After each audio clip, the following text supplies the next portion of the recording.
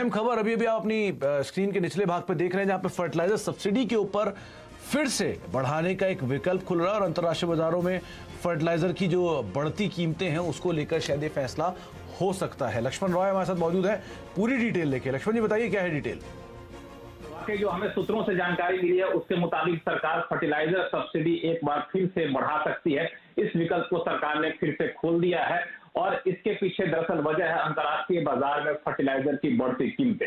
अंतर्राष्ट्रीय बाजार में फर्टिलाइजर की न सिर्फ तैयार फर्टिलाइजर की कीमतें बढ़ रही हैं बल्कि कच्चे माल की भी कीमतें बढ़ रही हैं। याद होगा कि सरकार ने पिछली बार आपको करीब 14,000 करोड़ रुपए की सब्सिडी का ऐलान किया था। वो सिर्फ और सिर्फ खरीफ सीजन के लिए था जो अगले 15 दिन में खत्म होने वाला है। रबी सीजन के जो फर्टिलाइजर का उत्पादन होना है उसके लिए कच्चे माल की कीमतें जिस तरीके से बढ़ रही हैं, फर्टिलाइजर कंपनियों के लिए नुकसान होगा और फर्टिलाइजर सब्सिडी सरकार नहीं बढ़ाती है। तो सूत्र बता रहे हैं कि सरकार फर्टिलाइजर सब्सिडी बढ़ाने के विकल्प को खुला रखी है और इस मुद्दे पर पिछले हफ्ते फर्टिलाइजर कंपनियों के साथ फर्टिलाइजर मिनिस्ट्री की एक महत्वपूर्ण बैठक हुई थी और उस बैठक में चल करके कई सारे विकल्प पे चर्चा हुई और साथ ही साथ फर्टिलाइजर इंडस्ट्री की तरफ से एक प्रेजेंटेशन दिया है कि अभी माहौल क्या है। इसके अलावा 2-3 विकल्प और है। एक विकल्प यह है कि दूसरे जो देश हैं, रूस जैसे दूसरे देश हैं, वहां से हम डिप्लोमेटिक तरीके से करार करें ताकि फर्टिलाइजर सस्ते में आ सके। तीसरा विकल्प यह है कि कीमतें बढ़ा दें, लेकिन कीमतें बढ़ाने में थोड़ा सा राजनीतिक जोखिम है। जोखिम इस वजह से है कि जब रबी क्रॉप की शुरुआत होगी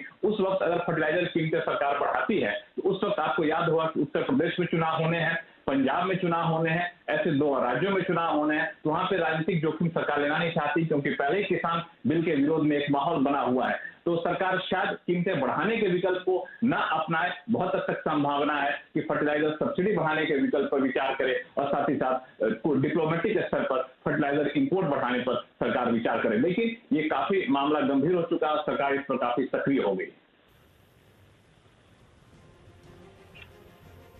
अच्छा लक्ष्मण जी, आपसे हम आगे बातचीत जारी रखेंगे इसके ऊपर, लेकिन एक बार फर्टिलाइजर स्टॉक्स के ऊपर नजर डालिए। एनएफएल 2.5% ऊपर, दिन के ऊपरी स्तरों पर कामकाज करते हुए सडन स्पाइक वहां देखने को मिला।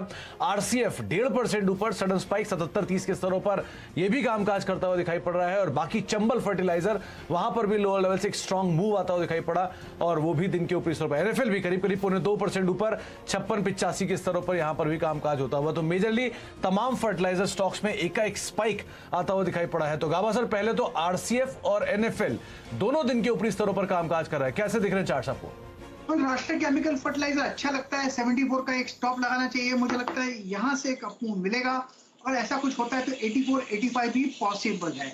उसके बाद बताया आपने नेशनल फर्टिलाइजर, यस, यहाँ पर लगता है कि जो डाउन मूव था या अरेस्ट हुआ, जगह अच्छी है खरीदने की, एग्रेसिव कॉल है। 54 का स्टॉप लगाइए बस। 62, 63 पॉसिबल है 1-2 दिनों के अंदर।